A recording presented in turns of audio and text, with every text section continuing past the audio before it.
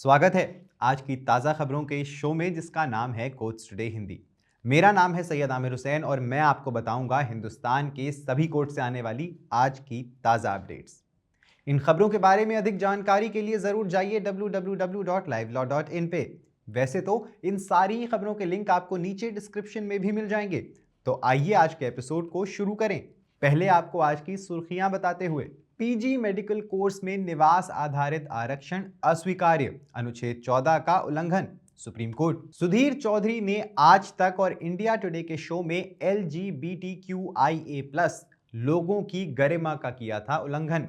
NBDSA ने की सख्त टिप्पणी। आरजी कर के पूर्व प्रिंसिपल संदीप घोष के खिलाफ भी चलेगा मुकदमा, राज्य ने दी अनुमति। सीबीआई ने कलकत्ता हाई कोर्ट में बताया। सुप्रीम कोर्ट ने संघ से घरेलू कामगारों के अधिकारों की रक्षा के लिए कानून लाने पर विचार करने को कहा। सुप्रीम कोर्ट ने गोद लिए गए बच्चे की आयु 3 महीने से अधिक होने पर मातृत्व अवकाश ना देने के प्रावधान पर सवाल उठाया, फैसला सुरक्षित रखा। दिल्ली हाई कोर्ट ने विधानसभा चुनावों के दौरान मुफ्त उपहारों के बारे में आम आदमी पार्टी के स्पैम कॉल के खिलाफ जनहित याचिका बंद की। आज की पहली खबर एक महत्वपूर्ण फैसले से।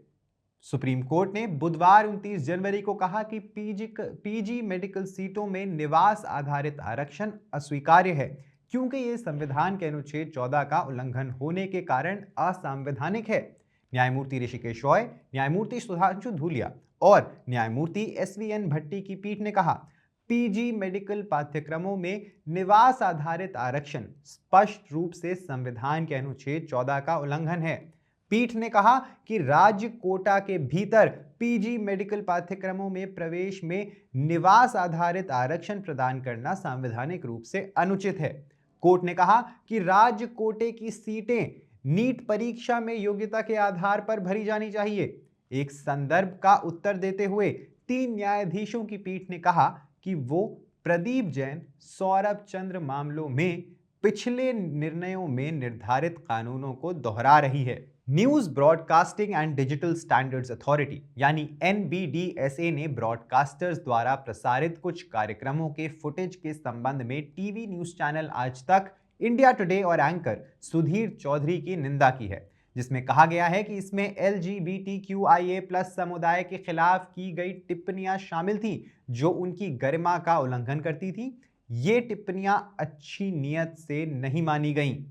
निकाय ने एंकर को भविष्य में और अधिक परिपक्वता दिखाने के लिए एक सलाह जारी की और प्रसारकों को 7 दिनों के भीतर आपत्तिजनक हिस्से को हटाने के लिए कहा। आज तक और इंडिया टुडे द्वारा प्रसारित 3 कार्यक्रमों के संबंध में इंद्रजीत घोरपाड़े और उत्कर्ष मिश्रा द्वारा की गई 4 शिकायतों पर सुनवाई करते हुए निकाय ने एक सामान्य आदेश पारित किया। समलैंगिक विवाह पर पहला शीर्षक ब्लैक एंड व्हाइट 19 अप्रैल 2023 को आज तक पर प्रसारित हुआ और सीधी बात 22 अप्रैल 2023 को आज तक पर प्रसारित हुआ और इंडिया टुडे राउंड टेबल 22 अप्रैल 2023 को इंडिया टुडे पर प्रसारित हुआ। NBDSA ने ब्रॉडकास्टर को आदेश के 7 दिनों के भीतर उपरोक्त भागों को हटाकर उक्त प्रसारण के वीडियो को संपादित करने का निर्देश दिया है। अगली खबर में केंद्रीय जांच ब्यूरो यानी CBI ने कलकत्ता उच्च न्यायालय को बताया है कि उसे आरजी कर कॉलेज और अस्पताल के पूर्व प्रिंसिपल संदीप घोष के खिलाफ वित्तीय अनियमितता मामले की जांच के लिए पश्चिम बंगाल सरकार से मंजूरी मिल गई है। ये दलीलें न्यायमूर्ति तीर्थंकर घोष की पीठ के समक्ष दी गई। विशेष रूप से घोष को बलात्कार और हत्या मामले की बड़ी साजिश में जमानत दी गई थी, जिसमें CBI द्वारा निर्धारित समय के भीतर आरोप पत्र दाखिल करने में विफल रहने के बाद संजय रॉय को आजीवन कारावास की सजा सुनाई गई थी। सुप्रीम कोर्ट ने बुधवार 29 जनवरी को केंद्र सरकार को घरेलू कामगारों के अधिकारों की रक्षा के लिए एक कानून बनाने पर विचार करने का निर्देश दिया। न्यायमूर्ति सूर्यकांत और न्यायमूर्ति उज्जवल भुइयान की पीठ ने श्रम एवं रोजगार मंत्रालय और संबंधित मंत्रालयों को घरेलू कामगारों पर ऐसे कानून की व्यवहार्यता देखने के लिए एक विशेषज्ञ समिति गठित करने और 6 सप्ताह के भीतर एक रिपोर्ट सौंपने का निर्देश दिया।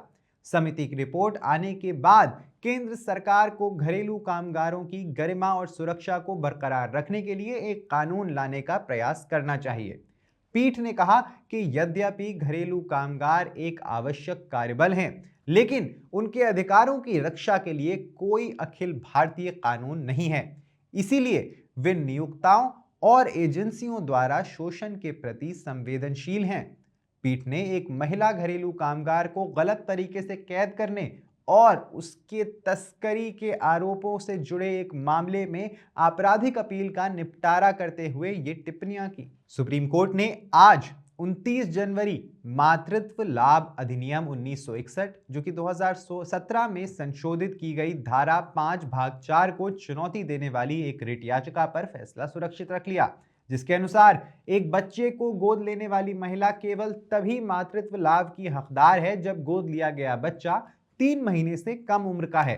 न्यायमूर्ति JB पारदेवाला और न्यायमूर्ति R महादेवन की पीठ दत्तक मां से संबंधित विशिष्ट प्रावधानों को चुनौती पर सुनवाई कर रही थी, जिसे 2017 में शामिल किया गया था।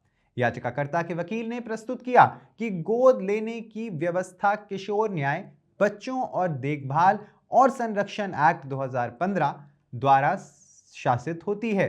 उन्होंने तर्क दिया कि धारा 5(4) के साथ समस्या यह है कि यदि गोद लेने वाली मां 3 महीने से अधिक उम्र के बच्चे को गोद लेती है तो वो मातृत्व लाभ की हकदार नहीं होगी।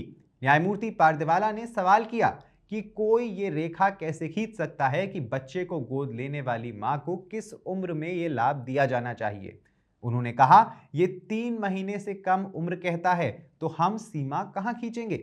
वकील ने जवाब दिया, 18 साल तक। अधिनियम के तहत ही एक बच्चे को 18 वर्ष की आयु के रूप में परिभाषित किया गया है। दिल्ली उच्च न्यायालय ने बुधवार को भारतीय चुनाव आयोग यानी इलेक्शन कमीशन ऑफ इंडिया या ECI को यह सुनिश्चित करने का निर्देश दिया कि राजनीतिक दल और उनके उम्मीदवार चुनाव के दौरान किसी भी अपमानजनक सामग्री का उपयोग ना करें जिससे माहौल खराब हो।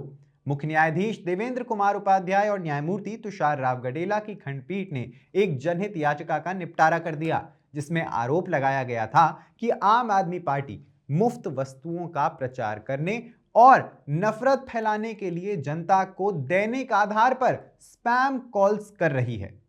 आगामी विधानसभा चुनावों के मद्देनजर ये कॉल आते दिख रहे थे। न्यायालय ने 3 युवा वकीलों द्वारा दायर जनहित याचिका को यह कहते हुए बंद कर दिया कि भारत के चुनाव आयोग यानी ECI ने उनकी शिकायत पर संज्ञान ले लिया है। ये देखते हुए कि ECI ने मुख्य चुनाव अधिकारी को मामले की जांच करने के लिए कहा है, अदालत ने कहा कि आयोग या किसी अन्य प्राधिकारी द्वारा कानून के अनुसार उचित कार्यवाही की जाएगी। ज्यादा जानकारी के लिए सब्सक्राइब करिए हमारा YouTube चैनल या विजिट करिए हमारी वेबसाइट www.livelawin, जहां आप इन सारी खबरों के बारे में अच्छे से जान सकते हैं। लाइव लॉ हिंदी पे आपको हिंदी में सारी ताज़ा अपडेट्स भी मिल जाएंगी। अगर आपको ये वीडियो पसंद आया है तो इसे लाइक करिए और कमेंट करिए अपने व्यूज़। हमें YouTube पर सपोर्ट करने के लिए हमारे वीडियो को शेयर करिए। आप हमें सपोर्ट करके लीगल जर्नलिज्म को प्रमोट कर सकते हैं। धन्यवाद।